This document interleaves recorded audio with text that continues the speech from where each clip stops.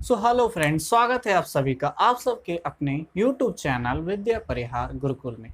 और आज हम क्लास 11th मैथमेटिक्स चैप्टर 2 संबंध एवं फलन का प्रश्नावली 2.1 को हम सॉल्व करेंगे।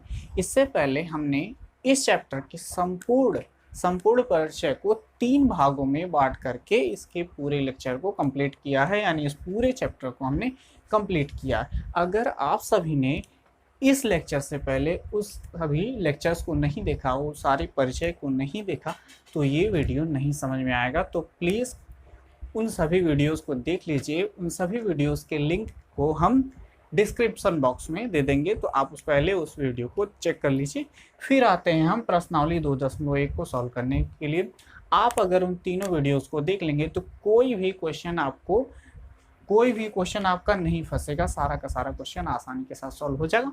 तो आइए अब हम सॉल्व करते हैं प्रश्नावली 2.1 को। तो 2.1 का पहला क्वेश्चन कहता है, यदि x/3 + 1, y - 2y3 बराबर है 5/3, 1/3, तो x और y ज्ञात कीजिए। हमने पहले ही बताया है m और n का एग्जाम्पल लेकर के परिचय वाले वीडियो में। इस समय क्या होगा, ये इसके बराबर होगा, ये इसके बराबर होगा। तो आइए हम इसको सॉल्व कर लेते हैं। तो ये हमारे पास सॉल्यूशन रहेगा।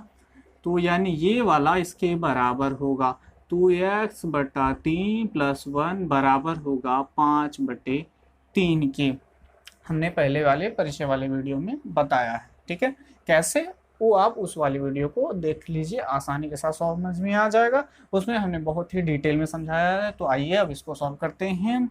तो ये हो जाएगा x/3 और ये +1 इधर आएगा तो -1 हो जाएगा, यानी 5/3 -1। और ये हो जाएगा x/3 और इसको इसमें मल्टीप्लाई कर देंगे तो 3 एकम 3, 5 में से 3 जा 2/3 हो जाएगा। 3 इसमें मल्टीप्लाई करेंगे, फिर 5 में से 3 को घटा देंगे तो 2/3 आ जाएगा।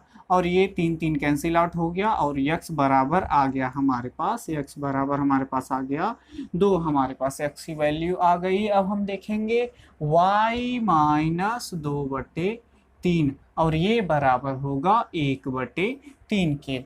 y - 2/3 बराबर होगा 1/3 के। और यहाँ पे हम y को यहीं पे रहने देंगे और यहाँ पे 1/3 है और इसको -2/3 को इधर लेकर आएंगे तो ये +2/3 हो जाएगा। तो यहाँ से y बराबर हम 3 इन दोनों का क्या है, हर जो है समान है, तो इसका एलसीएम ही 3 ही होगा। और इन ऊपर जोड़ देंगे तो 2 1 3, ये भी 3 हो जाएगा और 3 कैंसिल आउट हो गया। तो हमारे पास y बराबर 1 आ गया। तो ये हो गया क्वेश्चन नंबर 1 सॉल्व। तो ये होगा क्वेश्चन नंबर 1 सॉल्व। अब हम आइए अगला क्वेश्चन देखते हैं। तो अगले क्वेश्चन को जल्दी से आप पढ़ लीजिए। हम तब तक इस वाले क्वेश्चन को मिटा देते हैं, जैसे कि जगह खाली हो जाए। हाँ, तो अब हमारे पास जो दूसरा क्वेश्चन कहता है, दूसरा, यदि समुच्चय A में 3 अवयव हैं तथा समुच्चय B जिसके अवयव 3, 4, 5, तो A क्रॉस B में अवयवों की संख्या क्या होगी। जैसा कि हमने परिचय वाले वीडियो में बताया है, क्या बताया है, यदि A में अवयवों की संख्या, मान लीजिए A में अवयवों की संख्या P है और B में अवयवों की संख्या Q है, तो अवयवों की संख्या A क्रॉस B बराबर होती है PQ। यानी A क्रॉस B में कितने अवयव हैं उसको हमको ज्ञात करने के लिए P और Q को हम मल्टीप्लाई कर देंगे, यानी गुणा कर देंगे। तो इसी हिसाब से हम इस वाले क्वेश्चन को हम सॉल्व करेंगे। तो यहाँ पे हमारे पास इसको हम A मान लेते हैं।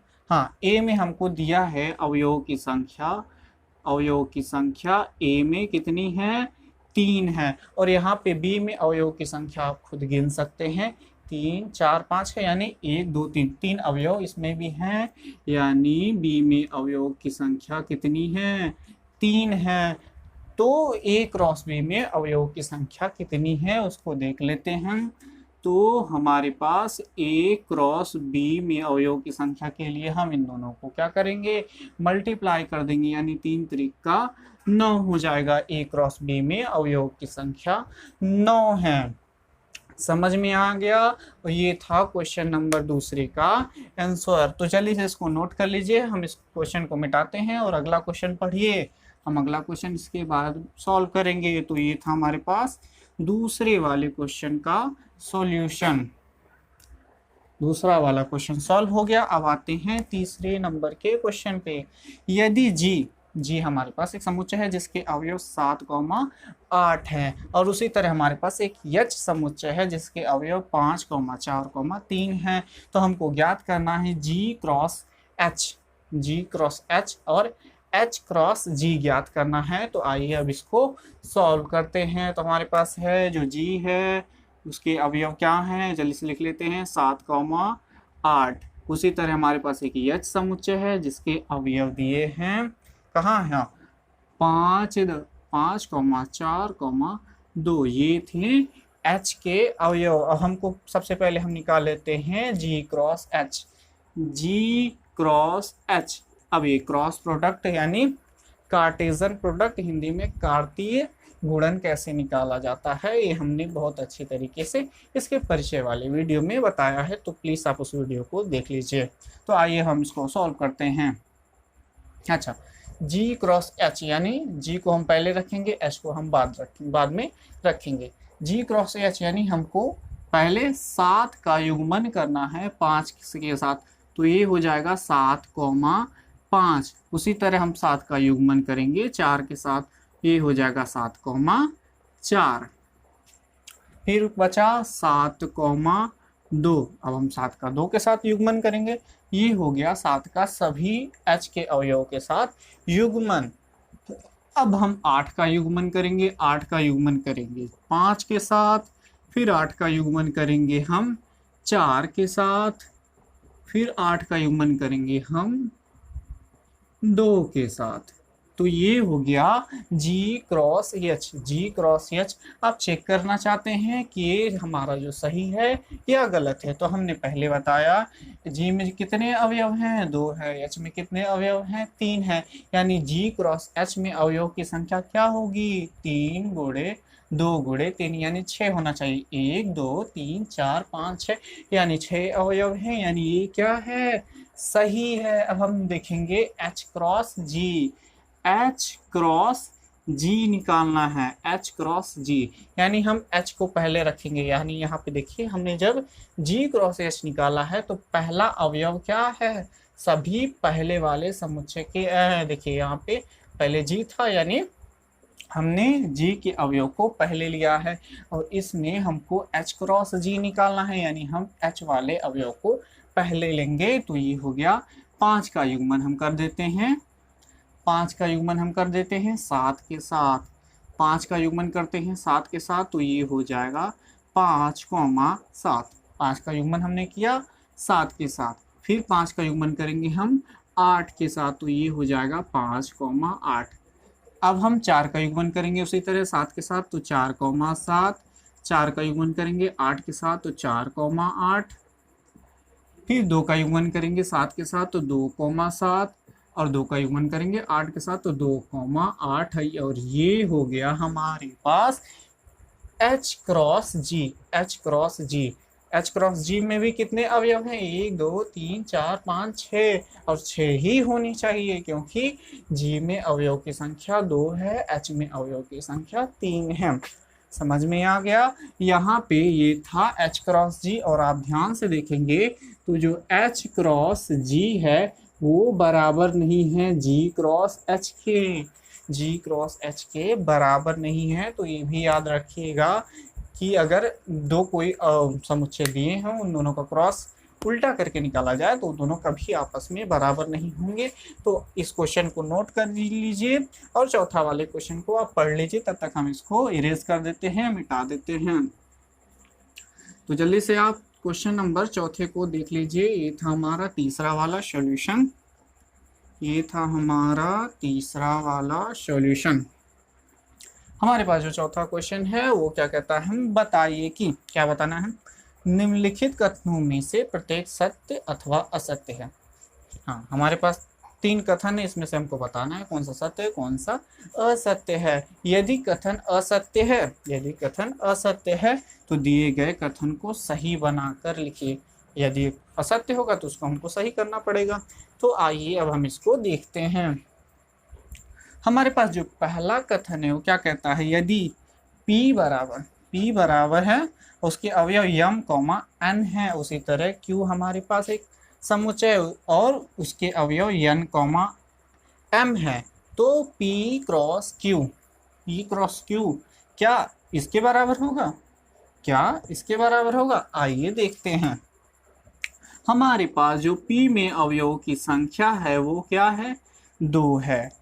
उसी तरह हमारे पास Q में अवयवों की संख्या है वो भी 2 है, यानी P क्रॉस Q में अवयवों की संख्या कितनी होनी चाहिए? इन दोनों को हम गुणा कर देंगे तो ये हो जाएगा 4, यानी P क्रॉस Q में अवयवों की संख्या 4 होनी चाहिए। और यहाँ पे कितनी अवयव हैं?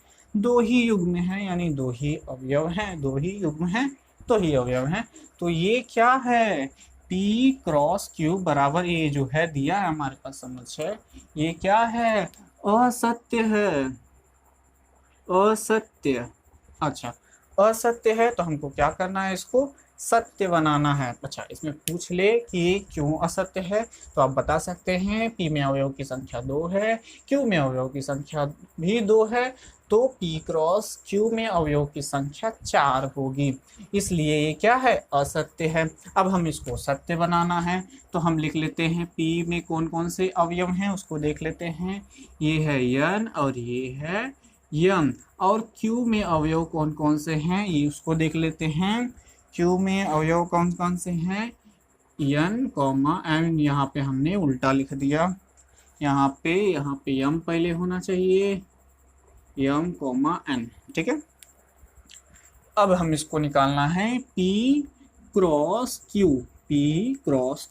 अच्छा, P क्रॉस Q में पहले हम यम का यन के साथ युग्मन करेंगे तो यम कॉमा एन। अब उसी तरह यम का हम युग्मन करेंगे यम के साथ तो यम कॉमा यम, फिर यन का युग्मन करेंगे यन के साथ तो यन कॉमा यन, और यन का युग्मन करेंगे यम के साथ तो ये हो जाएगा यन कॉमा यम, और ये हो जाएगा P क्रॉस Q।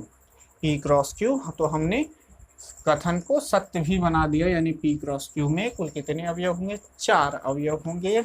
अब आइए हम इसका अगला देखते हैं, तब तक इसको नोट कर लीजिए। तो अगला वाले कथन को आप पढ़िए। अगला वाला कथन क्या कहता है? यदि A और B, इसको यदि A और B अरिक्त समुच्चय। अच्छा, अरिक्त समुच्चय क्या है? इसको हमने परिचय पार्ट 1 में बहुत अच्छे तरीके से समझाया है कि जो समुच्चय कितने प्रकार के होते हैं। सॉरी, उसमें नहीं बताया है हमने, वो समुच्चय वाले भाग में बताया है, समुच्चय वाले लेसन में बताया है कि समुच्चय क्या क्या होते हैं, कितने टाइप्स के होते हैं। तो कृपया आप लोग उस वीडियो को भी देख लीजिए क्योंकि वो भी आपके सिलेबस में है, और इसको तो बहुत अच्छे तरीके से पढ़िएगा क्योंकि ये 12th में है। यहाँ पे तो सिर्फ इंट्रोडक्शन है, 12th में है। तो आइए अब हम देखते हैं दूसरा। यदि ए और बी अरिक्त समुच्चय है तो A क्रॉस B क्रमिक युग्मों, तो इसका जो क्रमिक युग्म होगा x, y का एक अरिक्त समुच्चय है, ठीक है। इस प्रकार की कि x जो है बिलोंग करेगा A से और y जो बिलोंग करेगा B से, यानी कुल मिला जुला कर कहना इसका ये है। यदि हमारे पास A और B 2 समुच्चय हैं जो अरिक्त हैं और उसका जो युग्म बनेगा, अगर हम A क्रॉस B बनाएं तो कुछ इस तरह बनेगा, यानी x, y के रूप में हमारे पास युग्मन होगा। और ये जो होगा x, y का जो उसका जो युग्मन होगा A क्रॉस B, वो क्या होगा? वो भी अरिक्त होगा। तो हमने इसको बहुत अच्छे तरीके से बताया है कि अगर कोई युग्म अरिक्त है, अगर कोई युग्म क्या है, अगर कोई 2 समुच्चय हैं अरिक्त हैं और उनका हम A क्रॉस B निकालें, यानी कार्तीय गुणन निकालें, तो वो भी क्या होगा? अरिक्त होगा। तो यानी ये भी क्या है? दूसरा वाला सत्य होगा, दूसरा वाला कथन सत्य है। इसमें यही बोला गया है ना कि जिसका जो युग्मन होगा वो भी अरिक्त समुच्चय होगा, ए क्रॉस बी जो इस फॉर्म में इसका युग्मन होगा और वो क्या है, अरिक्त होगा। और उसके जो अवयव होंगे, यक्ष जो बिलोंग करेगा, यक्ष वो ए में से, और जो बी के अवयव होंगे वो जो वाई वाले अवयव होंगे वो बी में से आएंगे। ठीक है, तो ये वाला जो दूसरा वाला कथन है वो सत्य है। अब हम अगला क्वेश्चन देखते हैं। अच्छा, इस वाले क्वेश्चन का आंसर कुछ बुक में गलत दे दिया है, या फिर यहाँ पे क्वेश्चन ही गलत कर दिया है, या फिर इसका आंसर ही गलत कर दिया है, आंसर में असत्य बोल दिया है। तो आप उस पर ध्यान न दीजिएगा, ध्यान दीजिएगा कि क्वेश्चन में क्या लिखा है। कभी कभी क्वेश्चन थोड़ा सा बदल दिया है किसी बुक में, तो आप उस पर भी ध्यान दीजिएगा। आइए हम अगला क्वेश्चन देखते हैं। तो हमारे पास जो अगला क्वेश्चन है वो क्या कहता है, कथन हमारे पास जो अगला कथन है क्या कहता है, ए में जो अवयव हैं 1,2, बी में अवयव हैं 3,4, तो हमको ए क्रॉस बी इंटरसेक्शन फाई बराबर फाई है। इसको हमको लिखना है कि क्या ये सत्य है कि असत्य है। इंटरसेक्शन यूनियन वगैरह हमने समुच्चय वाले वीडियो में बहुत अच्छे तरीके से समझाया है, तो ये उम्मीद करते हैं आपको इंटरसेक्शन यूनियन वगैरह और जो फाई वगैरह है वो आपको समझ में आता है। तो आइए हम इसको सॉल्व कर देते हैं। तो सबसे पहले हम निकाल लेते हैं बी इंटरसेक्शन फाई क्या होगा, और ये जो है तीसरा कथन है। ठीक है, बी इंटरसेक्शन फाई क्या होगा। अच्छा, बी में कुल कौन कौन से अवयव हैं उसको देख लेते हैं। बी में जो अवयव हैं वो हैं 3,4, 3,4। अब हम इसको देखते हैं 3,4। अच्छा, फाइव में क्या है, फाइव मीन्स कोई, इसमें कोई भी अवयव है ही नहीं, जीरो नहीं लिखेंगे, इसमें कोई अवयव नहीं है, याद रखिएगा इसमें कोई भी अवयव नहीं है। अच्छा, बी क्रॉस फाइव तो क्या होगा, यानी इन दोनों में कुछ कॉमन होगा। फाइव क्या होता है, सॉरी इंटरसेक्शन क्या होता है, जो कॉमन होते हैं उन अवयव को लिखा जाता है। तो इन दोनों में कोई अवयव कॉमन नहीं है, तो बी इंटरसेक्शन फाइव किसके बराबर हो जाएगा, फाइव के बराबर हो जाएगा। बी इंटरसेक्शन फाइव के बराबर हो जाएगा। अब हमको क्या निकालना है, ए क्रॉस फाइव निकालना है। हमको निकालना क्या था, ए क्रॉस बी इंटरसेक्शन फाइव, तो हमने बी इंटरसेक्शन फाइव को फाइव में बदल दिया, तो ये हो जाएगा, देखिए ए क्रॉस बी इंटरसेक्शन फाइव था। ठीक है, तो हमने इसके जगह पे क्या रख दिया, फाइव। ठीक है, अच्छा अब इसमें फाइव में, यानी फाइव में कोई अवयव है ही नहीं, तो उसके साथ जब इंटरसेक्शन उसके साथ जब क्रॉस कराया जाएगा, यानी इसका कार्तीय गुणन निकाला जाएगा, तो वो भी क्या हो जाएगा, फाइव। अब फाइव क्यों होगा, क्योंकि इसमें कोई अवयव है ही नहीं, इसमें कोई अवयव है ही नहीं, तो ई के साथ उसका युग्मन भी नहीं होगा।